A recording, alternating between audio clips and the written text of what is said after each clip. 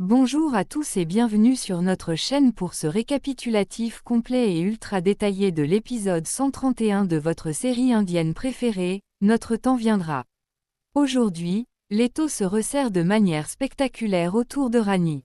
Alors qu'elle pensait avoir orchestré le piège parfait pour faire chuter la redoutable Vijaya, un enchaînement d'événements imprévus va totalement retourner la situation contre elle. Trahison perçue, secret de famille au bord de l'implosion, éclat de voix chez les Rajawa, et un coup de théâtre final totalement renversant de la part de Veer. Préparez-vous, car cet épisode est un véritable ascenseur émotionnel. Installez-vous confortablement, n'oubliez pas de vous abonner et de liker la vidéo, et plongeons ensemble au cœur de cette intrigue haletante. L'épisode s'ouvre dans l'atmosphère lourde et formelle du bureau d'enregistrement des propriétés. L'atmosphère y est presque clinique, mais l'enjeu est immense, il s'agit de sceller une transaction financière et immobilière majeure qui pourrait changer le destin de nos protagonistes.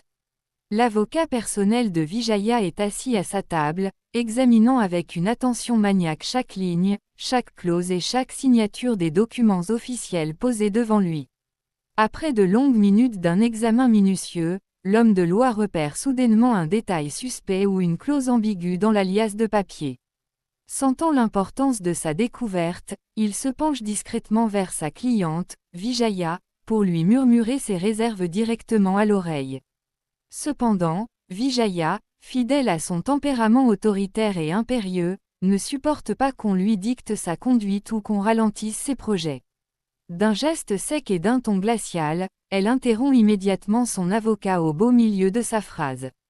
Elle lui ordonne sans ménagement de se limiter strictement à son rôle technique.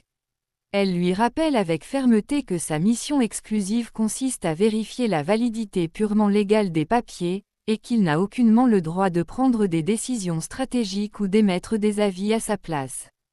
Intimidé et conscient du danger qu'il court à contrarier une femme aussi puissante, l'avocat s'écrase. Il s'exécute, passe outre ses doutes et finit par confirmer d'une voix neutre que les documents sont parfaitement conformes sur le plan légal et qu'il n'y a absolument aucune irrégularité apparente à signaler.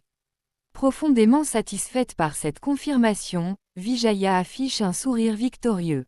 Elle se tourne alors vers Rani, qu'elle connaît et côtoie uniquement sous l'identité secrète de Radhika, et lui demande son approbation finale. Rani, qui joue sa propre partition dans l'ombre, affiche un visage impassible et l'encourage vivement à signer sans la moindre hésitation. Rassurée par cette complicité factice, Vijaya saisit fermement son stylo, le positionne au-dessus de la ligne de signature, s'apprêtant à finaliser l'acte qui doit consommer sa victoire. C'est à cet instant précis, alors que le stylo frôle le papier, que le plan de Rani bascule dans sa phase exécutive. D'un regard furtif, Rani lance discrètement le signal convenu à Sagar, son complice posté à proximité. Comme il l'avait méticuleusement planifié à l'avance, Sagar s'avance vers la table d'un air faussement distrait, tenant à la main un grand verre d'eau. Feignant une maladresse parfaite, il trébuche légèrement et renverse volontairement l'intégralité du liquide directement sur les vêtements de Vijaya. L'incident provoque immédiatement une immense confusion et une explosion de colère de la part de Vijaya. Profitant de cette distraction idéale et de la rapidité remarquable de ses propres mouvements, Rani agit à la vitesse de l'éclair pendant que l'attention de l'assemblée est totalement focalisée sur les éclaboussures. En un clin d'œil, elle subtilise les documents originaux et les échange discrètement avec une autre liasse préparée par ses soins, sans que personne dans la pièce ne s'aperçoive de la supercherie. Furieuse d'avoir été ainsi souillée et humiliée, Vijaya se lève brusquement, prête à déverser toute sa rage sur Sagar. Mais Rani intervient immédiatement pour faire écran et protéger son complice. Utilisant sa maîtrise de la psychologie humaine, elle manipule habilement la situation afin de détourner la colère noire de Vijaya. Elle lui rappelle à voix haute son désir viscéral de vaincre Rajeshwari, d'écraser son ancienne rivale et de lui faire payer au centuple toute leur vieille rancune familiale. En recentrant ainsi l'attention de Vijaya sur son objectif ultime, ruiner définitivement et sans retour la famille Rajawa, Rani parvient à calmer temporairement le jeu.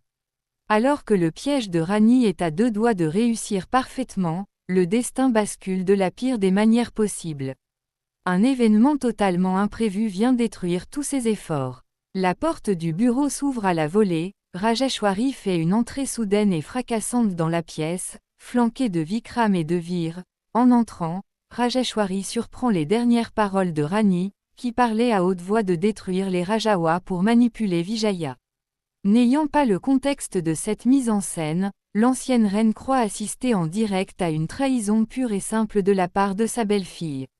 En découvrant sa belle famille alignée devant elle au moment le plus catastrophique possible, Rani reste totalement figée, le sang glacé dans ses veines. Voyant ses ennemis jurés débarquer, Vijaya jubile. Elle abandonne aussitôt les documents non signés sur la table et s'avance vers Rajeshwari d'un pas triomphant. Avec un plaisir sadique, elle confirme et valide haut et fort les propos destructeurs que Rani venait de tenir, appuyant là où ça fait mal pour renforcer instantanément les soupçons de l'ancienne reine. Rani, paniquée par l'ampleur du malentendu, tente immédiatement de s'expliquer et de désamorcer la bombe, mais Rajeshwari, aveuglée par la colère et la déception, refuse catégoriquement d'écouter le moindre mot. Elle avoue à Rani qu'elle commençait tout juste à baisser sa garde et à lui accorder sa confiance, mais que le spectacle auquel elle vient d'assister lui prouve qu'elle avait tort depuis le tout début. Pour elle, une personne capable d'une telle duplicité ne peut être fidèle à quiconque. Non loin de là, assistant impuissant à la scène depuis un coin du bureau, le père de Kajri observe le drame se nouer avec une immense inquiétude. Il comprend parfaitement que Rajeshwari est en train d'interpréter la situation totalement à l'envers. Pourtant, l'équation est terrible, en présence physique de la dangereuse Vijaya, il lui est strictement impossible d'intervenir ou de révéler la vérité sans faire capoter instantanément toute l'opération secrète de Rani. Rani insiste, supplie du regard et tente une nouvelle fois de se défendre. C'est alors que Vijaya s'interpose de nouveau, trouvant la situation extrêmement divertissante.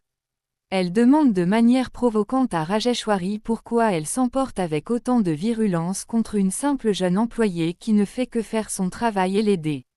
Elle va même jusqu'à prétendre, pour enfoncer le clou, que toutes les décisions stratégiques prises jusqu'à présent émanaient d'elle seule. Rajeshwari lui rétorque que le problème dépasse de loin une simple affaire d'assistance professionnelle. Pour elle, le véritable drame est la rupture définitive d'un lien de confiance sacré que Rani vient de briser en 1000 morceaux, intriguée par l'intensité dramatique de cet échange-là. Charge émotionnelle disproportionnée entre une aristocrate et une employée, Vijaya fronce les sourcils.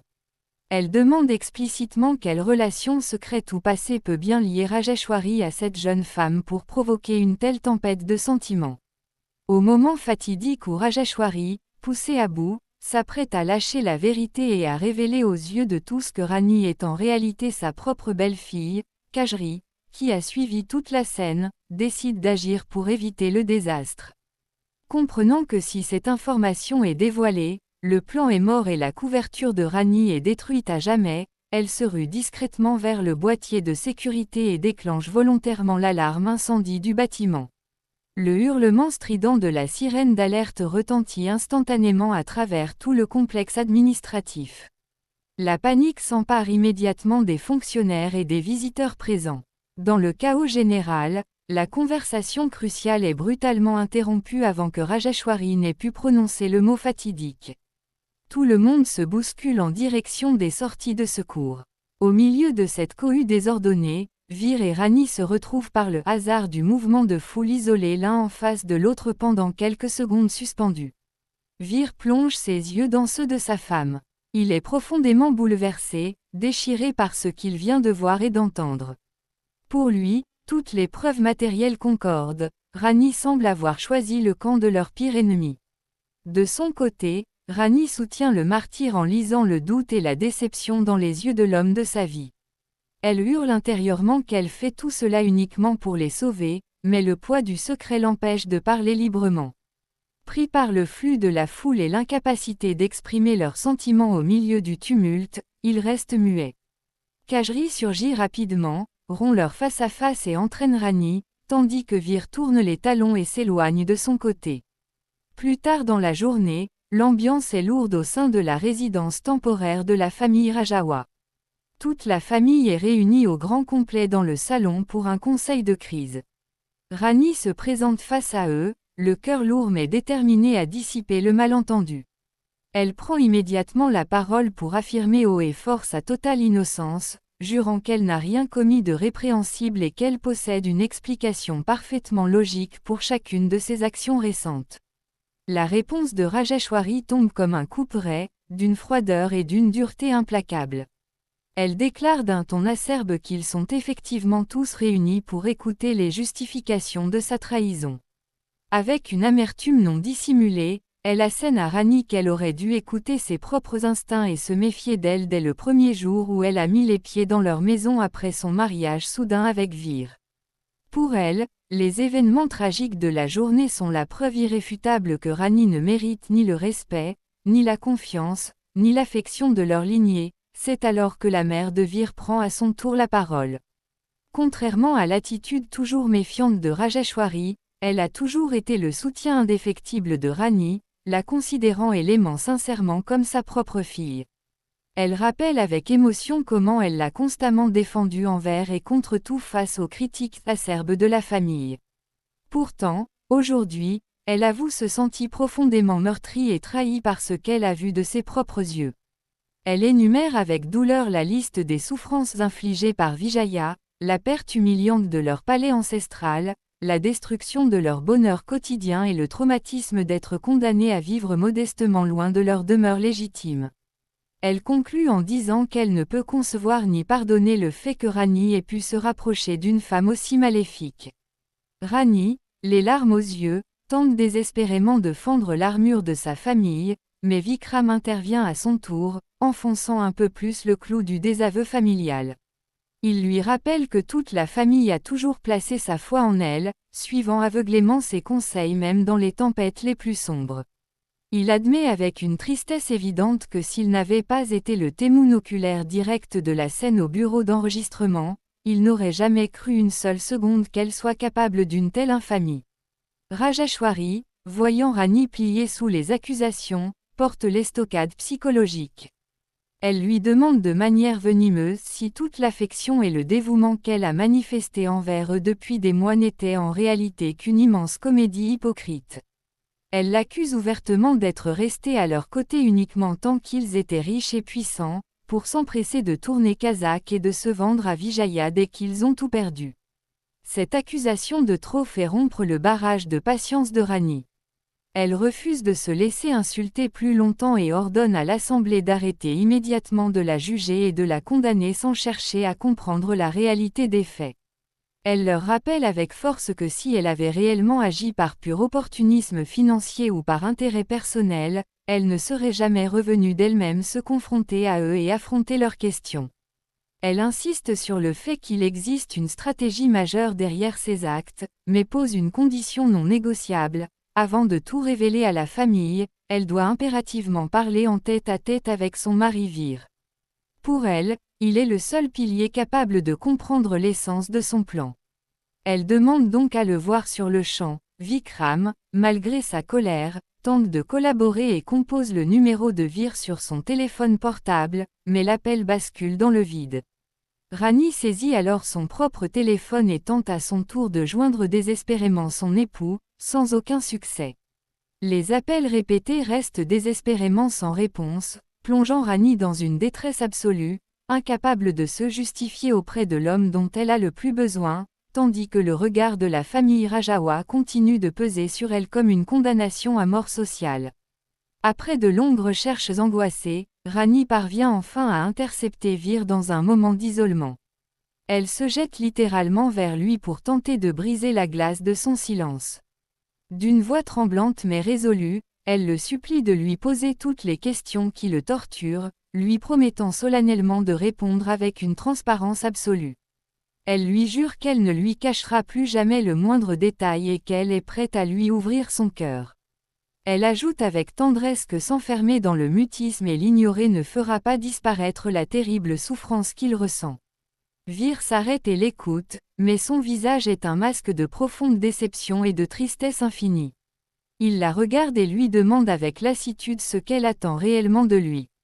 D'un ton désabusé, il lui affirme qu'il connaît déjà par cœur les arguments et les explications qu'elle s'apprête à lui dérouler. Il sait pertinemment qu'elle va lui jurer qu'elle a agi dans l'unique but de protéger les Rajawa et de concevoir un plan pour récupérer leur fortune et leur dignité perdue. Il reconnaît même, avec une pointe d'amertume, que son plan était d'une intelligence et d'une ingéniosité remarquables. Mais il lui révèle alors ce qui le détruit de l'intérieur, ce qui le blesse à mort, ce n'est pas le plan en lui-même, c'est le fait qu'elle ait choisi d'agir seule, dans son coin, en refusant de lui faire confiance à lui, son mari. Il lui rappelle avec force qu'il a toujours été son bouclier, son soutien inconditionnel, et qu'il aurait été prêt à la suivre et à l'aider jusqu'aux portes de l'enfer si elle l'avait simplement inclus. Pour Vir, ce manque cruel de confiance au sein de leur couple est une erreur impardonnable qui brise leur complicité. Sans lui laisser le temps d'articuler la moindre réponse, il lui tourne brutalement le dos et s'en va, la laissant seule au milieu du chemin. Rani s'effondre intérieurement, dévastée par la douleur, jusqu'à ce que Kajri et son père la rejoignent pour la soutenir dans cette épreuve. Voyant le découragement total qui s'empare de la jeune femme, le père de Kajri fait preuve d'une grande sagesse et tente de rallumer la flamme de l'espoir dans son cœur. Il lui explique avec douceur que les revers de cette journée chaotique ne définissent en rien l'issue finale de sa guerre. Selon lui, si Vijaya n'a pas découvert la véritable identité de Rani aujourd'hui malgré la crise, c'est le signe infaillible que le destin lui accorde une seconde chance de réussir. Il l'exhorte à ne pas baisser les bras, à se relever et à poursuivre le combat. Il lui rappelle qu'elle a la responsabilité sacrée de récupérer non seulement l'héritage matériel des Rajawa, mais aussi de restaurer leur honneur, leur bonheur et leurs droits légitimes face à l'usurpatrice. Regonflé à bloc par ces paroles inspirantes, Rani décide de retourner dans la fosse aux lions et se rend directement au domaine de Vijaya. À peine a-t-elle franchi le seuil que Vijaya l'interpelle, l'air méfiant. Un doute tenace ronge l'esprit de la maîtresse de maison depuis l'incident du bureau d'enregistrement. Elle trouve extrêmement bizarre et suspecte la réaction d'une violence inouïe de Rajeshwari à l'égard d'une simple employée. Vijaya souligne que sa sœur Rajeshwari est une femme d'une arrogance sans limite, qui traite habituellement le peuple avec un mépris souverain. Pourtant, elle a clairement décelé une blessure intime et une affection contrariée dans les yeux de l'ancienne reine envers Rani. Sentant le sol se dérober sous ses pieds, Rani fait preuve d'un sang-froid exceptionnel et improvise une explication sur le champ. Elle prétend avec assurance que Rajeshwari lui voue une haine féroce uniquement parce qu'elle a découvert que c'est elle, Radhika, qui a négocié et facilité l'achat du terrain stratégique pour le compte exclusif de Vijaya. Elle affirme que l'ancienne reine enrage simplement d'avoir perdu cette bataille commerciale majeure. Surgissant à ce moment précis, Suraj prend ouvertement la parole pour valider et appuyer fermement la version de Rani. Amoureux et protecteur, il affirme à sa mère que la réaction de Rajeshwari est d'une logique implacable, elle est tout simplement dévorée par la jalousie, la frustration et le ressentiment de voir que leur vengeance familiale a réussi sur toute la ligne. Pour lui, Rani est devenue le bouc émissaire idéal de Rajeshwari parce qu'elle a été l'instrument de la victoire de Vijaya. Pendant ce temps, du côté de la maison Rajawa, la tension ne retombe pas. Rajeshwari et Vikram continuent de broyer du noir, analysant en boucle les événements du bureau d'enregistrement et distillant leur venin sur les intentions réelles de Rani. C'est alors que Vir, qui est resté silencieux jusqu'alors, intervient de manière explosive. D'un ton sec et sans réplique, il ordonne immédiatement à sa famille de cesser de salir et de parler en mal de son épouse. À la surprise et à la stupéfaction générale des personnes présentes, il prend ouvertement et courageusement la défense de Rani. Il admet et reconnaît sans détour que ses méthodes de dissimulation ont été particulièrement maladroites et blessantes, mais il refuse catégoriquement qu'on l'accuse d'avoir agi avec une once de malice ou de mauvaise foi. Vir explique à sa famille qu'il a pris le temps de réfléchir et qu'il comprend désormais la vision globale de Rani. Selon lui, elle n'avait qu'eu un seul but en tête, infiltrer l'ennemi pour récupérer leurs toits, leurs biens confisqués et leur rendant temps. Il rappelle avec émotion tous les sacrifices immenses que Rani a déjà endurés pour les Rajawa et souligne qu'elle a accepté de se mettre en danger de mort face à des personnes dangereuses, seules et sans protection, dans l'espoir de leur redonner le sourire. Lorsque Rajeshwari tente de l'interrompre pour réitérer ses accusations, Veer la coupe respectueusement mais fermement. Il lui balance ses vérités en face, lui reprochant sa fâcheuse tendance à condamner et à crucifier les gens à la moindre erreur de parcours, tout en effaçant d'un coup de balai les nombreuses bonnes actions qu'ils ont accomplies pour elle par le passé. Il réaffirme qu'il refuse d'être le juge d'une femme qui s'est sacrifiée, et que toute cette mascarade visait uniquement à gagner la confiance aveugle de Vijaya et de Suraj pour récupérer ce qui leur revient de droit divin. Après avoir vidé son sac et remis sa famille à sa place, Veer quitte la pièce, laissant sa mère, Rajeshwari et Vikram face à leur propre conscience. Au même moment, dans la demeure de Vijaya, une nouvelle crise majeure éclate, mettant Rani au pied du mur. Suraj, de plus en plus obsédé par la jeune femme, formule une exigence radicale. Il exige que Rani quitte définitivement sa pension d'étudiante pour venir s'installer et vivre directement sous leur toit, car il ne supporte plus l'idée de la voir s'éloigner chaque soir. Rani, consciente du danger mortel pour sa réputation et son mariage, oppose un refus catégorique et immédiat. Elle prétexte que le règlement intérieur ultra strict de son établissement d'hébergement lui interdit formellement de passer la nuit en dehors du campus sous peine d'expulsion immédiate. Cette résistance de Rani provoque une crise de démence chez Suraj. Incapable de gérer la frustration d'un refus, il entre dans une rage folle, perd totalement le contrôle de ses nerfs et se met à détruire le mobilier, brisant plusieurs objets de valeur à travers sa chambre. Rani assiste à cette scène de violence, profondément choquée et terrifiée par l'instabilité mentale du jeune homme. Le vacarme infernal et les bruits de bris de verre alertent immédiatement Vijaya, qui accourt dans la pièce. Après avoir rapidement analysé la situation, et fidèle à son habitude de couver les caprices de son fils, elle prend immédiatement et agressivement le parti de Suraj.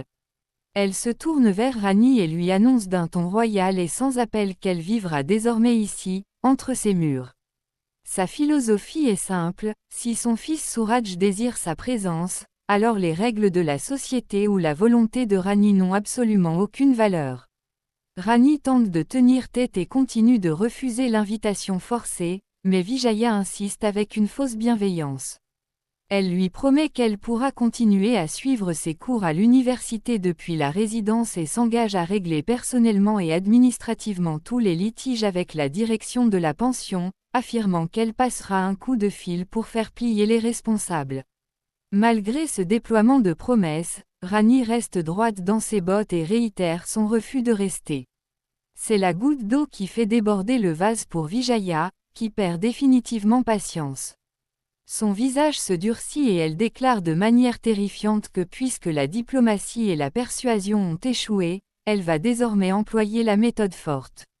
Elle affirme avec une cruauté froide que Rani restera séquestrée dans cette demeure aussi longtemps que Suraj le désirera. Elle ajoute avec un sourire sadique que si elle avait accepté de son plein gré, les choses auraient été plus douces, mais que désormais, elle sera retenue prisonnière contre sa propre volonté. Vijaya ordonne alors de l'enfermer à double tour dans une des chambres pour l'empêcher physiquement de fuir. Alors que les gardes s'avancent et que Vijaya s'apprête à mettre sa terrible menace de séquestration à exécution, des coups violents et répétés retentissent soudainement à la porte d'entrée principale du palais. Le temps s'arrête, tout le monde se fige dans la pièce, suspendu au bruit de la porte qui s'ouvre lentement. Lorsque le battant pivote enfin, la surprise est totale, absolue et foudroyante pour l'ensemble des protagonistes. Veer se tient droit, fier et immobile sur le seuil de la porte. Rani reste totalement stupéfaite, les yeux écarquillés de voir son mari surgir de nulle part à cet endroit précis, au moment le plus critique de sa vie. Vijaya, Suraj et les gardes sont en état de choc complet devant cette intrusion audacieuse. Sans perdre une seule seconde pour reprendre ses esprits, Vijaya retrouve sa voix agressive et l'interroge de manière virulente. Elle exige de savoir ce qu'un Rajawa vient faire dans sa propriété privée et hurle pour savoir quel garde incompétent a bien pu le laisser pénétrer à l'intérieur contre ses ordres. C'est alors que se produit le coup de théâtre le plus mémorable de la série. Contre toute attente, Vir ne répond pas avec l'arrogance ou la fierté de s'aligner. Il ne lance aucun regard de défi, ne cherche pas la bagarre. Au contraire, sous les yeux ronds de sa femme, il fléchit lentement les genoux et vient s'agenouiller humblement aux pieds de la diabolique Vijaya, adoptant une posture de soumission et d'humilité totale. D'une voix douce et respectueuse, il lui présente ses plus plates excuses pour avoir osé violer son intimité sans y avoir été formellement invité, et affirme qu'une raison d'une importance vitale pour son avenir l'a poussé à faire cette démarche aujourd'hui. Puis, levant les yeux vers elle, il prononce une phrase choc qui envoie une onde de choc sismique à travers toute la pièce et laisse l'audience de l'épisode en haleine. Vir déclare avec le plus grand sérieux qu'il est venu ici aujourd'hui pour chercher du travail auprès d'elle. Pour couronner le tout et parfaire son jeu, il s'adresse à Vijaya en l'appelant chaleureusement et affectueusement sa « chère tante ». Cette déclaration incroyable laisse Rani complètement bouche bée, l'esprit en ébullition, incapable de comprendre la stratégie de son mari. Quant à Vijaya, elle en reste littéralement sans voix, n'en croyant pas ses propres oreilles. L'épisode se clôture sur ce plan fixe incroyable, laissant le spectateur dans un suspense insoutenable. Quel jeu Vir est-il en train de jouer? S'est-il réellement résigné ou s'agit-il d'une contre-attaque magistrale pour sauver Rani de l'intérieur? Et voilà, c'est sur ce rebondissement absolument incroyable et totalement imprévisible que se termine l'épisode 131 de « Notre temps viendra ». Vir a-t-il décidé d'infiltrer la maison de Vijaya pour protéger Rani de la folie de Suraj? Comment va réagir Rajeshwari en apprenant que son fils s'est agenouillé devant sa pire ennemie? Si vous brûlez d'impatience de découvrir la suite et que vous voulez le résumé complet de l'épisode 132, dites-le moi immédiatement dans l'espace commentaire sous la vidéo. Un immense merci à tous d'avoir regardé ce récapitulatif jusqu'au bout. N'oubliez surtout pas de cliquer sur le bouton s'abonner, d'activer la cloche des notifications pour ne rater aucune de nos prochaines vidéos, et de partager ce script avec vos amis. Fans de la série, prenez soin de vous, on se retrouve très vite pour un prochain épisode. Gros bisous à tous et à bientôt.